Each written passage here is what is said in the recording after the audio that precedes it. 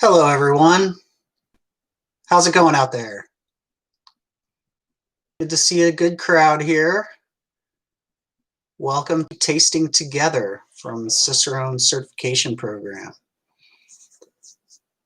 My name is Neil Witte. I'm a Master Cicerone, and I'm going to be leading your session today in place of Pat Fahey.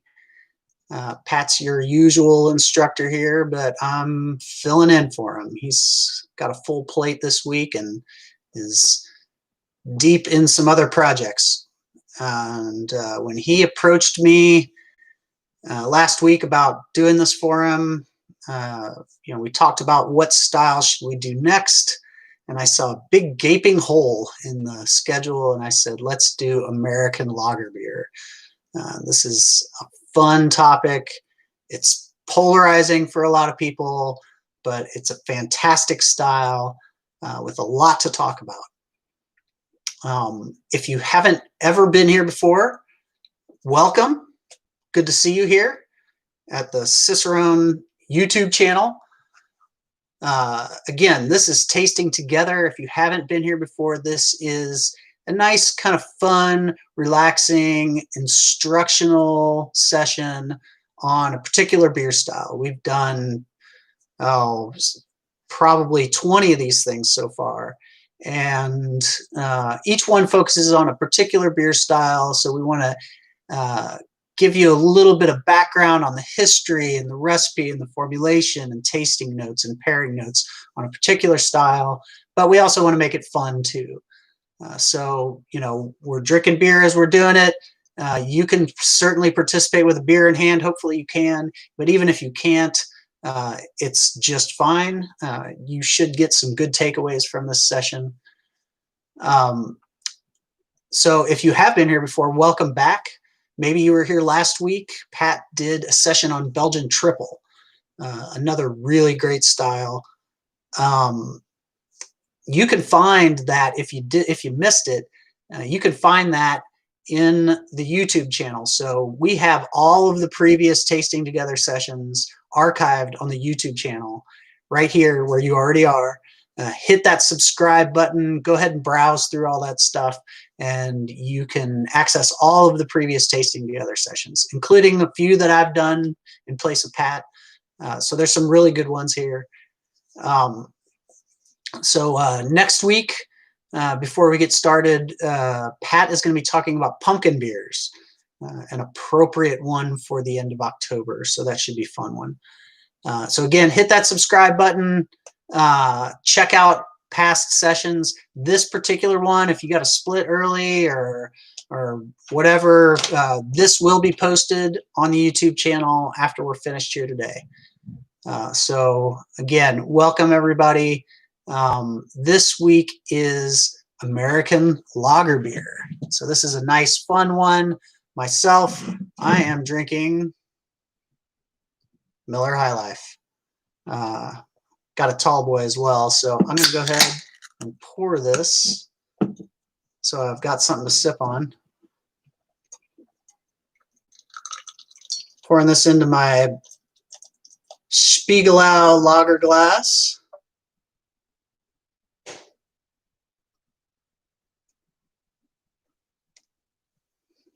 Fits the whole can.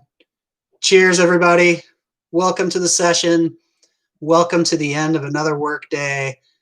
Hopefully you're enjoying a beer with me. All right. So this is one of the classic examples of the style. There's a whole bunch of examples now being produced by big brewers and small brewers as well. This wasn't the case even 5 years ago. You weren't finding many small brewers making a style like this. Of course, the big American domestic brewers are the ones known for making this style. Budweiser, Coors Banquet would be some other classic examples of this style. So I see a lot of you are posting what you're drinking in the comments here. Keep them coming. Let me know what you've got. I'm seeing a bunch of stuff out there. Coors Banquet, I see somebody drinking Sam Adams 76. Got another High Life up in Des Moines. So keep them coming in. Let me know what you're drinking. I'm going to talk a little bit about the history, recipe, formulation, a little bit about this style of beer, and then we'll do a little Q&A at the end. So I really think this is a fascinating style when it comes to the history and how this style came about. I think most people know that this style is loosely related to Pilsner beer, although it is quite different than traditional Pilsner, especially the Czech premium pale lager, the Czech Pils. But you know, we have to understand a little bit about how beer developed in America. This is a truly uniquely American style of beer. We got to look a little bit to the history of America. You know, early on, the early colonists were the ones that brought ale. So some of the first European colonists that came to this country were making ale. And they made a wide variety of different beers. Cider was really popular as well in the early years of the colonies and the United States. And this was really the case up until about the mid-1800s. In the mid-1800s, we started to see a huge influx of German immigrants. So between 1840 and 1900, there were approximately 6 million arrivals from Germany into the United States. And a lot of these were coming to Midwestern states, Wisconsin, North Dakota, cities like Milwaukee, St. Louis had huge numbers of German immigrants settling there. And a lot of them brought their brewing traditions. And one of the biggest parts of German brewing tradition is brewing lager beer, using cold fermenting yeast that ferments clean without any fruity esters. So those early beers that German immigrants were making here were typically all malt, fuller bodied beers. But eventually, as the industry started to formulate, they started to run into into a couple of headwinds. And you know, brewing at this point had largely turned into kind of a German activity. So you know, this German immigration really helped to change the face of brewing. So by the mid-1800s, lager brewing was firmly established. Brewing itself was considered to be pretty much a German activity. And so, you know, lager beer was firmly established. But one of the things, there were a couple of things that were coming up as some of these German breweries, some of these breweries that were growing pretty large and turning into some big local and aspiring regional breweries were running into. So one was that there were some typical shortages in barley. They would run short. That was a regular problem as breweries were getting bigger in this time. And another big one, and this is where I think the story gets really interesting, is that the barley that they were using here in the United States was different than the barley they were using back in Europe. So it was a different cultivar. So there's a couple of main cultivars of barley. There's 2-row and 6-row, and the difference, the name comes from how many rows of kernels are there on the stalk. So if you look at a cross section, 2-row grows in 2 rows and 6-row grows in 6, and they're just clustered differently on the stalk. But there's some key differences in the kernels of the barley plant from 2-row versus 6-row. So one of the things about 6-row that was found largely in the US that these German brewers weren't really used to making beer with was that the 6-row had higher protein content. And this complicated matters for making beer a couple of different ways. Higher protein content made for a cloudier beer. It was a little more difficult to get the beer to drop bright, or to completely clarify. So this was a little bit of an issue when you're trying to make clear, brilliant beer. This is around the time when glass drinking vessels were really just becoming widely available. The average person now had the ability to drink beer out of a glass. So then you could see how clear and how brilliant your beer was. And so this was kind of like early badge drinking, right? You've heard of the term badge drinking, where everybody's kind of, showing off the can or bottle label, and drinking it, and showing everybody what they're drinking. Well, that was kind of the thing with lager beer, especially golden lagers, is people wanted to show everybody that they had this like really beautiful looking beer. And so if you had high protein content in your grain, it was more difficult to get that. So that was one thing. Higher protein content also makes the beer biologically unstable. So it's more likely to spoil and just generally has a shorter shelf life if it's high in protein content. So this was a particular problem when some of these large breweries, particularly Pabst and Anheuser-Busch, these breweries were really growing very quickly at this time, and they had aspirations to be regional players. It was kind of a new concept that these guys were trying to expand beyond the borders of their own city and establish themselves in other cities and ship their beer. So they needed it to be stable. High protein content did not make that easy. So in order to overcome some of these issues, they found inspiration from what they referred to as the Bohemian Pilsner in Europe. So this is what we today call Czech Premium Pale Lager or Czech Pilsner. So these lighter bodied lager beers were a little different than the lager beer that they were making. And this suited the American flavor at the time, or the American taste, particularly well. As you see, at that time, Americans were very interested in more just drinking to pass the time, as opposed to the German tradition of kind of taking it a little bit slower and drinking something that's heartier and is also like kind of nourishment at the same time.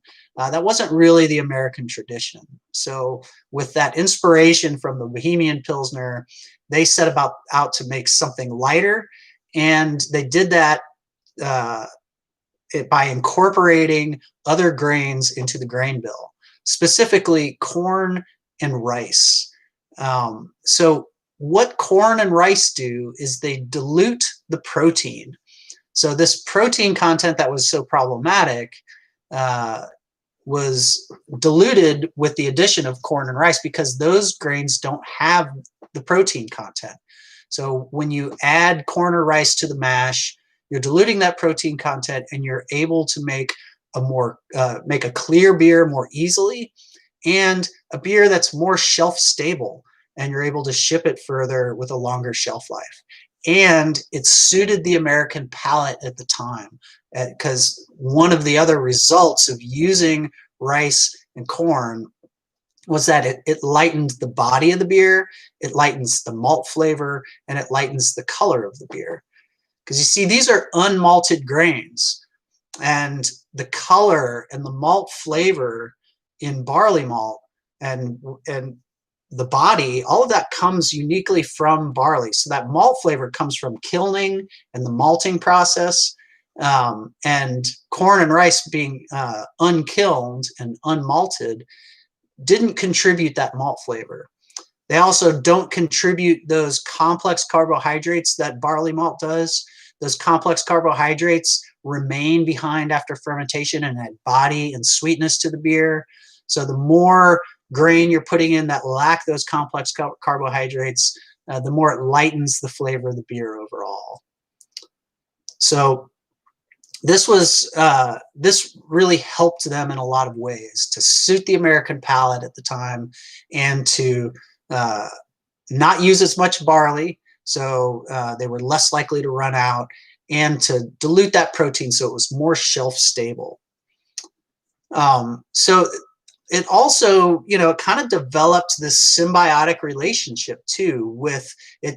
It really turns out that 6-row barley malt and the use of rice and corn really kind of benefited each other. Because not only did the beer benefit from the addition of these grains to dilute the protein and these other reasons that I explained, the 6-row actually had exactly what these grains needed for mashing, because one of the problems with using rice and corn in a mash bill is that they don't have their own enzymes that can break down their starches into sugar. That's the key process that happens in the mashing process on the hot side. So during mashing, enzymes in the grain break down those starches into sugars, and that's a key process that basically creates the food for yeast. Well, rice and corn don't have those enzymes, and it turns out that 6-row actually has extra enzymes compared to 2-row. So the extra enzymes in 6-row allow for the starch conversion of the 6-row barley malt and for the starch conversion of the rice or corn that gets added. So it's kind of this symbiotic relationship. The 6-row helps the rice and corn, and the rice and corn helps the 6-row. It's an interesting relationship. So there are a lot of reasons why these grains became part of this new beer style that had been created.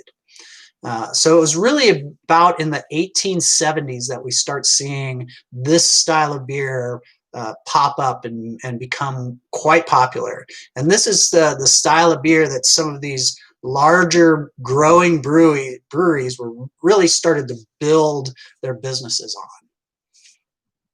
So there's a lot of I hear people say a lot that rice and corn were cheap substitutes to use. Well, actually, that's not the case.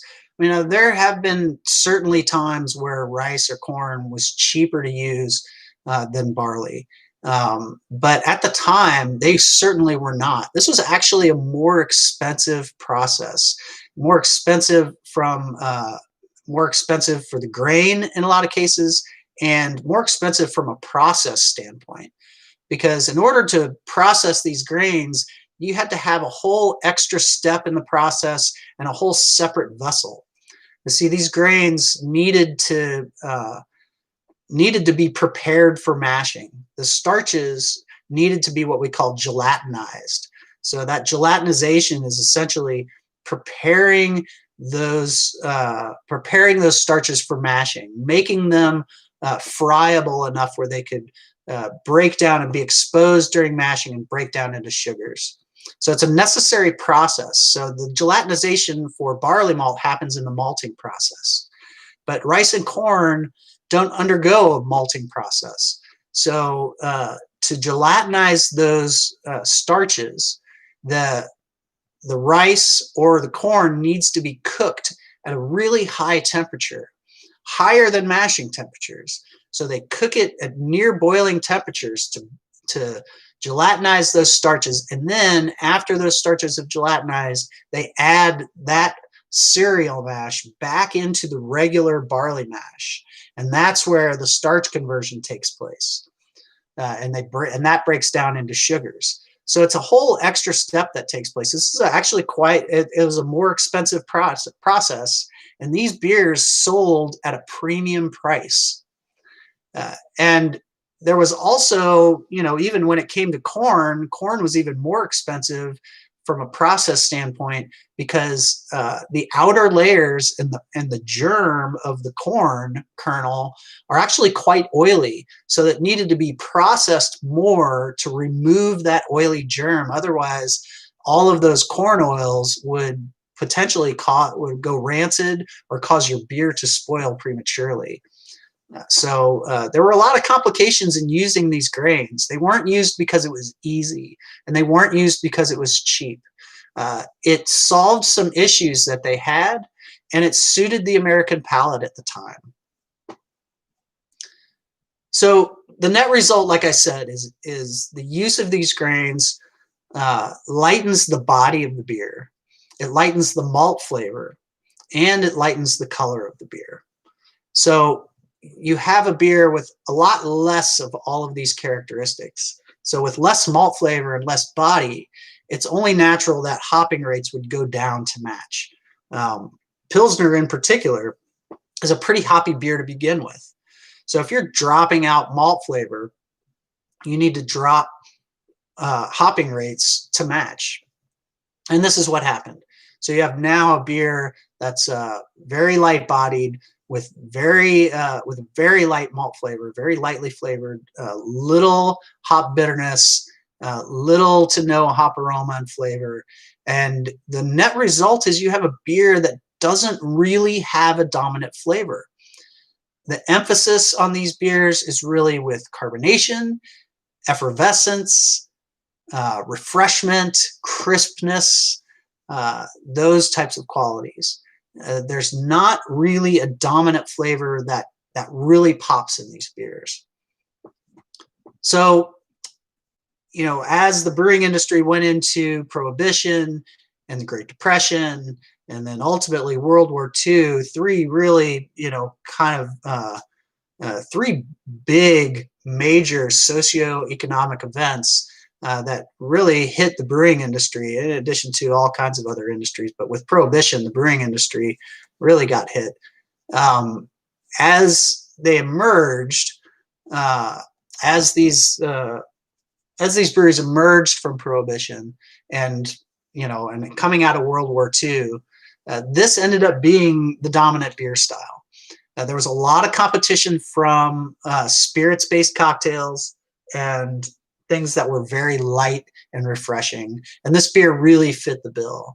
So this is really what these brewers, this kind of new generation of brewers, were building their businesses on in the mid 1940s. And you know, so the beer business was different at this time too. There were no tied houses anymore. They were changing their business models.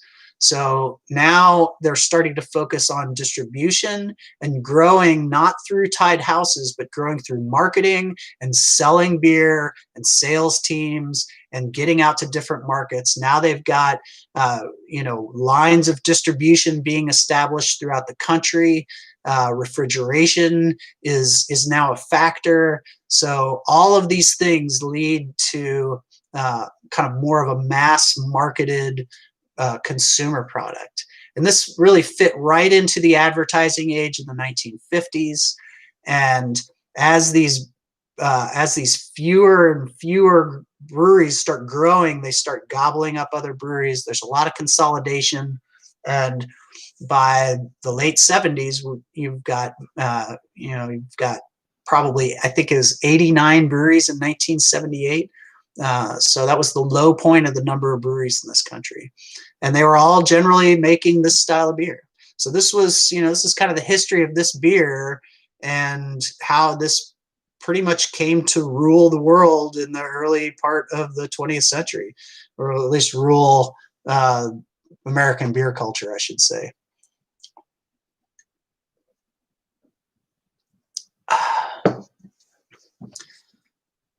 So that's a little bit about the history of this style. I think that's really fascinating to me. The more I read about it, the more tidbits I get. And, you know, I think it's maybe one of the most misunderstood beer styles in the country right now, because there's, you know, the American craft beer movement was, you know, part of the ethos in the early years of American craft beer was a rejection of previous beer culture. It was a rejection of this style of beer. It was a rejection of the dominance of this style of beer. I started in craft beer in 1997, and I've been drinking craft beer since the early 90s. And I know for a fact, you know, that's how we used to talk about this beer, as being everything that was bad about beer. But you know, times have changed. The U.S. has established a brand new brewing culture, and things have come back around. And now we're seeing small brewers embrace this style of beer again. This is absolutely a beer with a time and a place and is appropriate in many different settings. So as far as glassware goes, this is a style of beer you'll see a lot of people drink straight from the bottle, straight from the can, which is fine. But like any beer, if you really want to get any nuance from it, if you want to smell it as you're tasting it, pour it into a glass. You're going to get a better flavor picture of it. The glass you're going to most likely find this beer poured into is your standard shaker pint.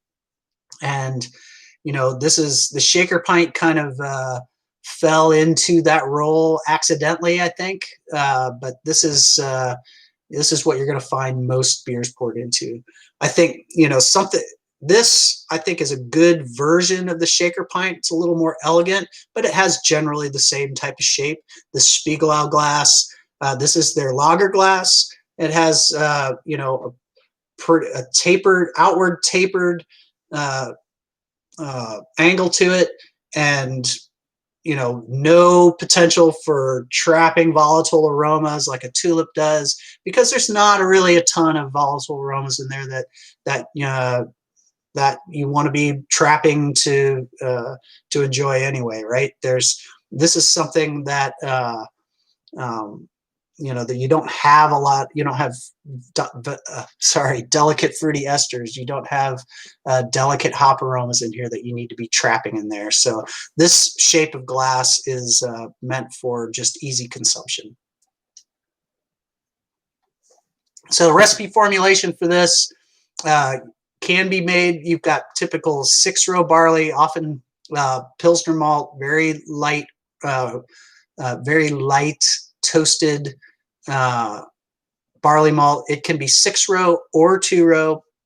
The balance is up to 40% rice or corn.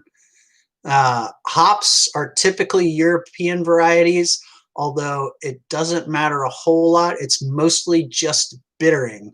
And the bittering hops are very low levels because we don't have a dominant bitterness in this. So if you get any aroma and flavor from this, it's going to be some type of spicy, flowery, German Czech variety. It would be probably most traditional. Yeast is a clean fermenting lager strain. Carbonation is high because effervescence is really one of the things that we're emphasizing in the profile of this beer. And then from a process standpoint, like I said, we need the real difference from a process standpoint is you need that separate cereal mash. In order to make these beers with corn grits or rice, you need to be processing them separately in a cereal mash before you add them to the barley mash. So the net result is you've got straw to golden color, very light color in this beer, 2 to 4 SRM. That's extremely light. Very clear. It should always be brilliantly clear. There should never be any haze in this beer. Fermentation aroma should be very clean. You may have a low level of DMS. This is not a fermentation aroma, I realize, but you may get a little graininess in the aroma, potentially a little DMS from the malt. This is perfectly acceptable. And if you get any hop aroma, like I said, it would be very low, spicy, herbal, maybe floral, although that's not common at all with this style of beer. The malt flavor is soft, bread-like, cracker-like malt flavor, a little bit grainy. This is the main driver of the flavor. Bitterness is very low, 8 to 18 IBUs. Alcohol content is moderate. BJCP range is 4.2 to 5.3. This high carbonation in the beer, like I said, is kind of the emphasis. And it emphasizes the crispness, a dry finish, and really kind of that drinkability. That dry, crisp finish makes you want to take another drink. So this is really just, in short, a refreshing, drinkable beer that you could sit down and drink several of.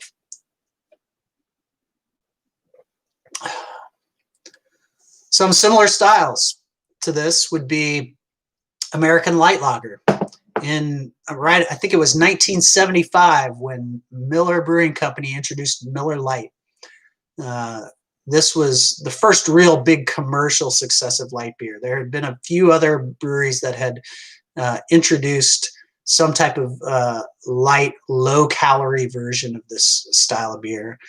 Miller Lite was the first successful one. And the other brewers followed suit within a couple of years, most notably Anheuser-Busch with Natural Light, and then later on Bud Light. So those beers follow pretty much the exact same pattern. We've got same malt bill, a little bit lighter, maybe less, same proportions of the malt bill, up to 40% rice or corn. But the alcohol content is the real difference here. The alcohol content of American Light Lager is 2.8 to 4.2, whereas the American Lager is 4.2 to 5.3. Another similar style is the International Pale Lager. So International Pale Lager is a similar version to this style that you'll find in many different countries around the world. Oftentimes these are kind of the national beer of a country that maybe doesn't have a long history of brewing beer. So I'm thinking of like Red Stripe in Jamaica.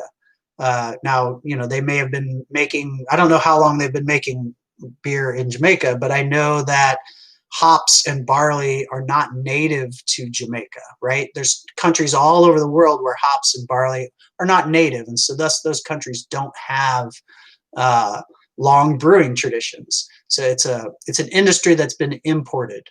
And so in a lot of these countries around the world, you'll find the big national brand is some type of what we characterize as International Pale Lager. These are very similar beers. They can have a decent percentage of rice and corn as an adjunct grain, although they can be all malt. They tend to have a little fuller flavor and a little bit more bitterness. But in general, the emphasis is still on effervescence and carbonation and drinkability. And there's still really no major dominant flavor in those beers. So when I think about pairings with this beer, pairings can be difficult if you want to get really nuanced because the flavors are so delicate. Right off the bat, we've got a very light intensity of the beer. That's one of the things we think about when we're thinking about pairing beer and food. What's the intensity match? The intensity of this beer is very light, and we want to find lightly flavored foods to match with this because it's going to be really easy for big foods to overpower this. Finding complementary characteristics. That grainy or cracker-like malt character is one of the potential flavors in there that we could find some flavor hooks for. Contrast, I'm going to be looking for something to contrast this effervescence and this crispness. And that falls right into the other concept that I like to talk about with food pairings, which is cutting power, the ability for a beer to cut through fatty or mouth coating or oily characteristics in a dish. And the carbonation in this beer, high carbonation, is the key. It's going to have a decent amount of cutting power from that. So things I'm thinking of for food. Cheese, right off the bat, I'm thinking of fresh cheeses, mild flavored cheeses. Mozzarella, fresh mozzarella. Cheddar cheese curds.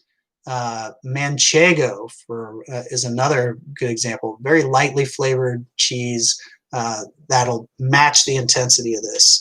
Any type of creaminess you'll get, especially from like a fresh mozzarella, you'll be cutting through that with the carbonation from the beer. A lot of pairings, I'm thinking of some things that just kind of go together in my mind, like comfort food around the house. this is a beer that, you know, I grew up with my dad drinking a beer like this around the house all the time. And this is a beer that a lot of people will pour into a glass when maybe they don't want to think about drinking a beer, right? I think I myself personally, I you know, oftentimes we'll pour a certain beer and I'm like, yeah, I really want to stick my nose in this beer. I want to smell it. I want to taste it. I want to contemplate it. I want to meditate on it. I want to think about this beer a lot, and I want to like really get into the nuance. Sometimes you just want to drink a beer and you don't want to think about it, right? And sometimes those are the times when you just want to eat some food and you want to drink some beer and you don't want to think about it. And so comfort food and comfort beer is kind of what I'm thinking of here, like pizza and wings and burgers, stuff like that. Things that, you know, drink a beer that you like with food that you like, that kind of mentality. So that's another whole thought that comes to mind. But then coming back to things that actually from a flavor and aroma standpoint, that where we're going to have matches that that really work on paper and you know, in reality, I'm thinking about some different types of fish dishes. So I'm thinking like a poached or pan fried whitefish, maybe with like a lemon butter, could go really nice with this. I'm thinking you could even maybe push the envelope a little bit with some salmon. Salmon is pretty rich and has kind of an oily mouthfeel. It's very oily fish, but the carbonation in this beer can really help to reset your palate and cleanse your palate of the oil from that fish. I'm also thinking of sushi or poke, something that has some good flavor but is very light. Any richness could be offset by that carbonation. There's some sweetness in a lot of sushi that could go quite nice with the sweetness in this beer. Also thinking mussels, fish tacos, things like that. And then I'm also thinking about how this has the potential to go with certain spicy foods. I'm thinking of like a coconut curry, for example. Rice noodles with coconut curry, maybe some chicken on top. That effervescence is carbonation is going to cut through richness from the coconut, and this, you know, the refreshing character of this beer will help to kind of tamp down some of the spice. Those are just some thoughts off the top of my head about food. Maybe you've got other ideas about food and food pairings for this beer. Keep them coming. Also, post some questions here.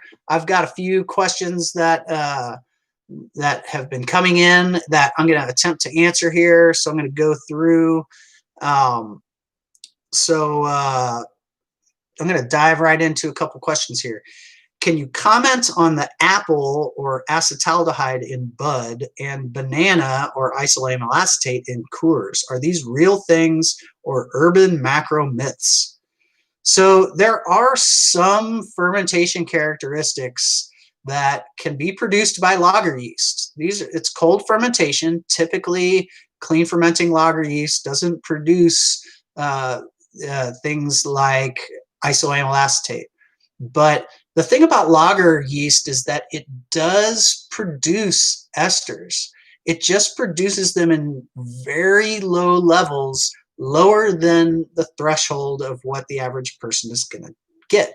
So there is the potential for some of these beers to have some type of noticeable ester poking through, or some type of fermentation characteristic. So that's not out of the ordinary. I have heard of that. I have not gotten that banana and Coors, for example, but I've heard people refer to that, and I can't tell them they're wrong. You know, there is some validity to that.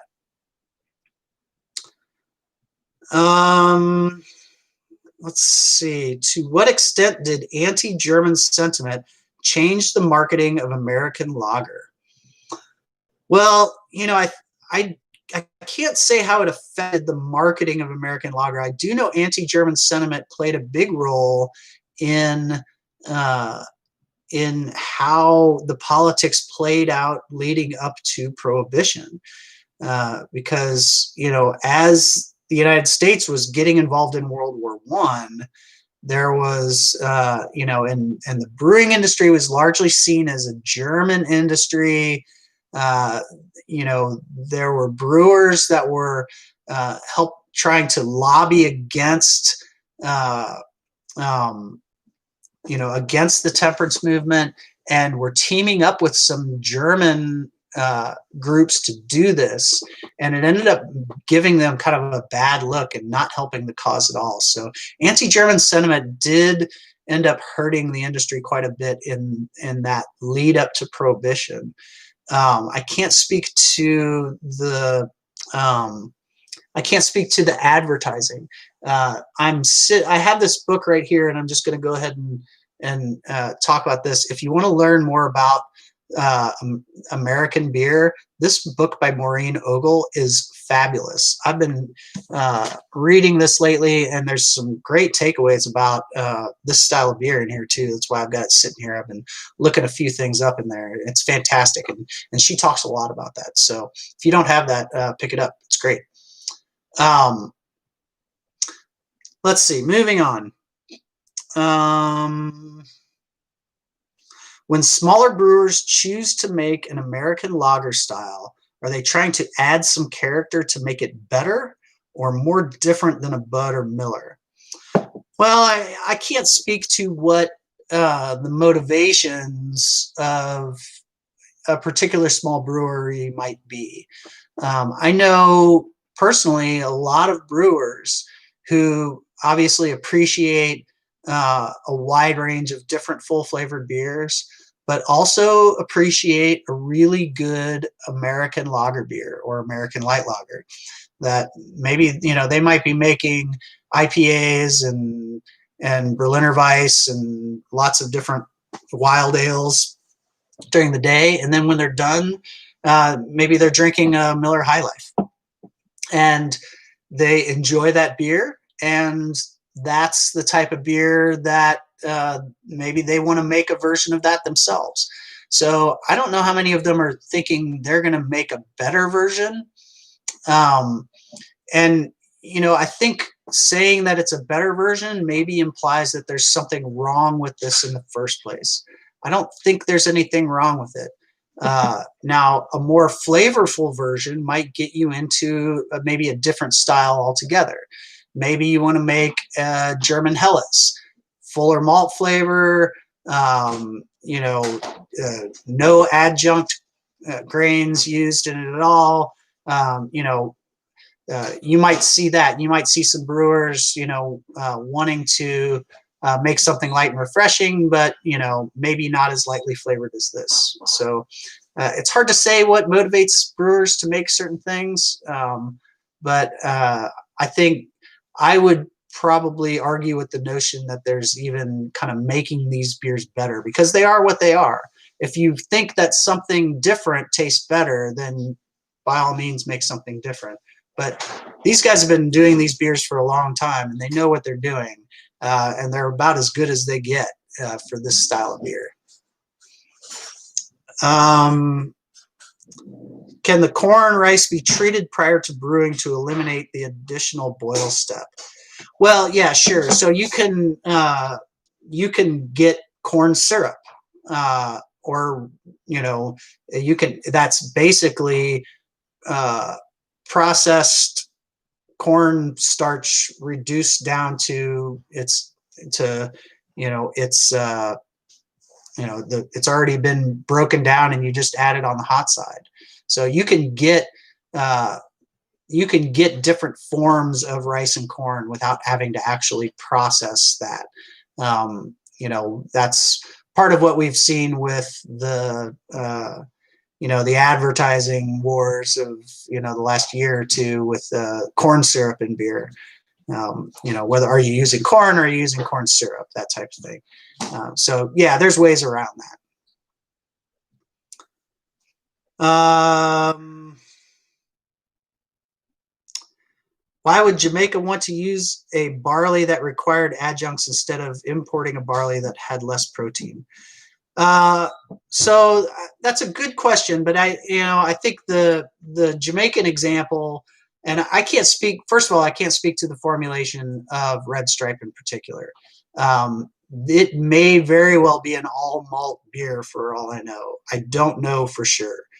Um, but you know, anymore, uh, the rice or corn addition, the adjunct grain addition, is part of what makes this beer the way it is. It's part of what gives this beer its particular character. So by that argument in that question, we could say, well, why doesn't Miller just stop using rice or corn in their beer, because they don't need to make those adjustments for 6-row anymore. They can just put all 2-row in there and make beer that way. That they could do that, but what they would end up with is a different beer. That's not what this beer is. I will also say that Red Stripe is not really an American lager beer. It's that similar style that I was talking about, the international pale lager. And those often are 100% barley malt. Let's see. If I go to a brew pub with my dad and he asks for a Bud Light, they never have it and rarely have a lager because lagers are more work. Well, I think that's actually a really good question. A lot of smaller breweries don't have lager beers because lager beers take longer to make. They can take twice as long or more in the tank. And if you're a small brewery and you're trying to make as much beer as you can to sell it, it's much more cost efficient to make ales because you can make them quicker, you can turn the tanks quicker, you can make more beer. Lager beer for a brewery that's near or at their capacity of making ales, it might be really difficult for them to fit a lager in there. So that's one reason why you might not see a lager beer at a local brewery. And that's part of the reason why, well, it's just, yeah, it's pretty common with small brewers that they're going to focus on ales.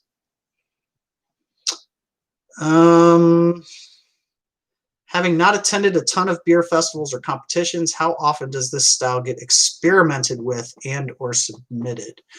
Well, I can't speak to experimentation with this style for competition because when I have judged in categories in competition in a category like this, the beers have to adhere to that category. If someone's experimenting and changing things, maybe making some, I don't know, fruit or spice addition or something like that, it's automatically going to take the beer out of that category and they're going to have to enter it somewhere else. I think there are probably plenty of brewers who are doing different things with this style of beer and making them different. As far as competition, though, those beers are not going to end up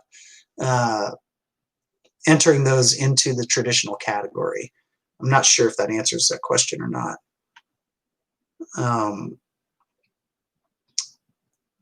Okay, well, it looks like we are right about at the end of the questions here. I see a whole lot of discussion on the side. Everybody's definitely getting into a good discussion here. Please continue the discussion. I'm going to go ahead and wrap up here. I'll let you guys hang for a couple minutes and finish your conversation. If you have any more questions here, now's your time to submit. But otherwise, I'm going to finish this beer and sign off. So thank you very much for showing up. Remember to tune in next Wednesday, 4 p.m. Central Time. Pat Fahey is going to be back. Master Cicerone Pat Fahey. Pat Fahey. Sorry, Pat. And he's going to be talking about pumpkin beers. Cheers, everybody. Thank you very much. Have a good evening.